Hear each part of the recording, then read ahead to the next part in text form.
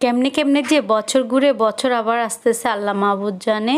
শীত গেল মাত্র কয়েকদিন হলো, তার মধ্যে দেখেন আবার শীত চলে আসে। ঠিক আছে, আসসালামু আলাইকুম, আমি মাখি সকর, আপনার সব ভালো আছেন এবং আমিও ভালো আছি। আজকে আমি আপনাদের মাঝে শেয়ার করব শীতের একটা জনপ্রিয় সবজি। আপনারা তো অতক্ষণে বুঝেই গিয়েছেন এটা বাঁধাকপি, ফুলকপি, সিম, আলু, টমেটো এইসব ইত্যাদি জাতীয় সবজি কিন্তু আপনার শীতের অনেক জনপ্রিয় একটা সবজি, সবাই জানেন। আপনারা বুঝতেই পারবেন শীত আসতে না আসতে আপনার শীতের সবজিগুলো বাজারে আসা আনাগোনা শুরু করে দিয়েছে। আপনার অলরেডি সবগুলো সবজি কম বেশি পাওয়া যায়। তো আজকে আমি প্রথম এই বছরের প্রথমে আপনার বাঁধাকপিটা এনেছি, এনে এখন আপনাদের সাথে শেয়ার করব কিভাবে ভাজি করতে হয়। আপনারা তো অলরেডি আমার গত বছর অনেকগুলো ভিডিও যারা দেখেন না তারা আমার পেজ বা চ্যানেলের মধ্যে যাই দেখে আসতে পারেন। তো চলেন এই বছর আবার নতুন করে আপনাদের সাথে শেয়ার করে দিই কিভাবে বাঁধাকপি ভাজি করতে হয়।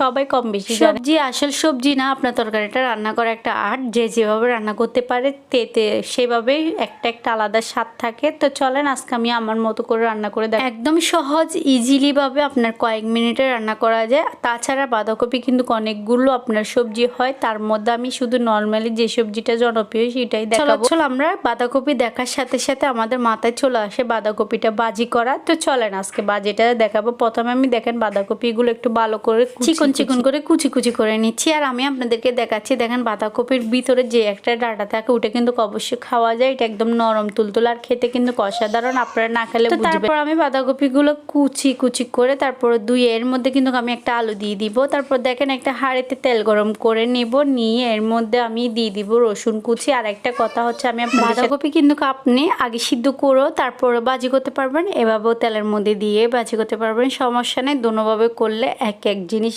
এক এক রকম রান্না করার ধরনে এক এক রকম টেস্ট বাড়ে। তারপর দিয়ে দিয়েছি আপনার রসুন কুচি, রসুনগুলোকে একটু কুচি করে নিয়েছি, তেলের মধ্যে একটু কিছুক্ষণ ফ্রাই করে নেব। ফ্রাই করে একদম ভালোভাবে আপনারা চাইলে রসুন দিতেও পারবেন, কম বেশি বাড়িয়ে নিতে পারবেন, সমস্যা না। আগে কিন্তু আমি কখনো রসুন খেতে পছন্দ করতাম না, বাট এখন আমার রসুনটা এত বেশি ভালো লাগে, সব কিছুর মধ্যে আমার রসুন দেওয়াই লাগবে। আর টেস্টটা কিন্তু অনেক অসাধারণ আসে। তো আমি বলতেছি মানুষের টেস্ট কিন্তু পাল্টায়, এক এক সময় এক এক জিনিস ভালো লাগে। তারপর দেখেন এখানে পেঁয়াজ কুচি দিয়ে দিচ্ছি, পেঁয়াজ কুচি দিয়ে একটু ব্রাউন করে ভেজে নেব, একটু নেড়ে ছেড়ে নিচ্ছি, ভালোভাবে নেড়ে ছেড়ে নেব। তো পেঁয়াজ যখন ভাজা হয়ে যাবে তখন আমি এখানের মধ্যে দিয়ে দিব আপনার বাঁধাকপি কুচি। আমি বাঁধাকপির সাথে কিন্তু একটা আলু দিয়েছি, বাঁধাকপি কি বারবার বাঁধাকপি বলতে। তারপরে দেখেন একটু একটু করে নেড়ে চেড়ে নিচ্ছি।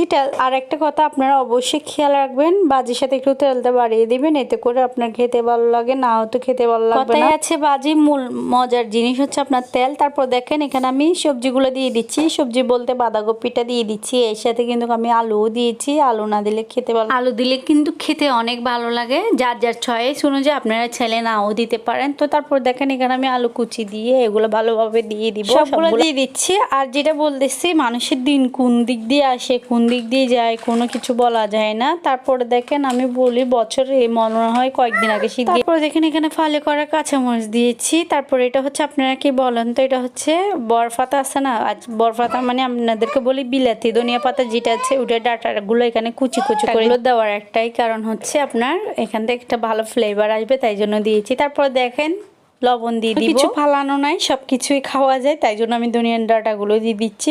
আর এখানে ধনিয়া না, এটা বিলাতি ধনিয়া যেটা বলে ওইটা। তারপর দেখেন এখানে দিয়ে দিব গুঁড়া মশলাগুলো। আপনার গুঁড়া মশলা হচ্ছে মরিচের গুঁড়া দিব, সামান্য পরিমাণের হলুদের গুঁড়া, সামান্য পরিমাণের মরিচের গুঁড়া, সামান্য পরিমাণে গরম মশলা গুঁড়া। মরিচের গুঁড়াটা দেওয়ার একটাই কারণ, মশলা গুঁড়া মরিচের গুঁড়া দেওয়ার কারণ হচ্ছে আপনার টেস্টটা ব্যালেন্স রাখার জন্য দিয়ে দিচ্ছি, আর না হলে কোনো কারণে। তো গুঁড়া মশলা অ্যাড করার পরে আপনার একটু নেড়ে ছেড়ে দিব, নেড়ে ছেড়ে দিয়ে আপনার যতক্ষণ পর্যন্ত সিদ্ধ করা লাগে, সিদ্ধ করার সময় হয়তো বা 20 মিনিট বা 15 মিনিট এতটুকু সময় লাগতে পারে। আপনারা চাইলে একটা ঢাকনা দিয়ে ডেকে নেবেন, এতে করে আপনার তাড়াতাড়ি সিদ্ধ হয়ে যাবে। যেগুলো আপনার বাঁধাকপি ডাঁটা বা আলু দিয়েছি ওই কারণে একটু ভালোভাবে সিদ্ধ করে নেবেন। তো আমি কি করতেছি, একটু ভালোভাবে নেড়ে ছেড়ে নিচ্ছি, মশলাগুলো অ্যাড করে নিলাম। দেখেন ভালোভাবে নেড়ে ছেড়ে একটু ভালোভাবে কষিয়ে নিয়েছি, এখান থেকে অলরেডি পানি বের হয়ে যাচ্ছে। আর একটা জিনিস অবশ্যই আপনি বাঁধাকপির মধ্যে কোনো রকমের পানি অ্যাড করবেন না, কারণ পানি এখান থেকে অলরেডি বের হবে অনেক পরিমাণে। আপনি যখন ঢাকনা দিয়ে ডেকে রাখবেন দেখবেন বাঁধাকপি থেকে অনেক পরিমাণ পানি। এভাবে মিডিয়াম আছে আপনার বাঁধাকপিগুলো সিদ্ধ হয়ে যাবে। তারপরে দেখেন এখানে যখন আমি সিদ্ধ করতে দিয়েছি একটা ঢাকনা দিয়ে দিব। তারপর আরেকটা আপনাদেরকে ইম্পর্টেন্ট কথা হচ্ছে আপনি আপনার বাঁধাকপি আপনি অবশ্যই খেয়াল রাখবেন যাতে করে একটু করে পোড়া না লাগে বা ছেঁকা না লাগে। আপনি দেখবেন যে কোনো বাঁধাকপি হাঁড়ির নিচে অবশ্যই লেগে যায়, তাই জন্য একটু ভালোভাবে বারবার নেড়ে ছেড়ে নেবেন। এতে করে আপনার বাঁধাকপি পুরার সম্ভাবনা থাকবে না, আর না পড়লে খেতে অনেক ভালো লাগে। কথা বলতে বলতে আমার বাঁধাকপি হয়ে গেছে। আমি যেটা বলেছি এটা অবশ্যই লক্ষ্য করে, আর আমি যে পদ্ধতিতে আপনাদেরকে বাঁধাকপি রান্না করে দেখিয়েছি আপনারা সেম পদ্ধতিতে একটু রান্না করে দেখবেন, তাহলে দেখবেন অসাধারণ লাগবে। এভাবে মাত্র শর্টকাটে নতুন সবজি শীতের শুরুতে এই সবজিগুলো খেতে কিন্তু অসাধারণ লাগে, কিন্তু শীতের পর আপনার খেতে অতটা অসাধারণ লাগে। আর আপনারা অবশ্যই আমার চ্যানেলগুলো সাবস্ক্রাইব করে রাখবেন। অ্যাবিয়াকি ব্লগস ওই চ্যানেলটাও সাবস্ক্রাইব করে রাখবেন। কিভাবে কি করতে হয় সব কিছু ওটার মধ্যে পাবেন। আর আমার ভিডিও যদি ভালো লেগে থাকে তাহলে লাইক কমেন্ট সাবস্ক্রাইব করে দিবেন। তো টাটা, আজকের মতো বিদায় নিচ্ছি। আল্লাহ হাফেজ।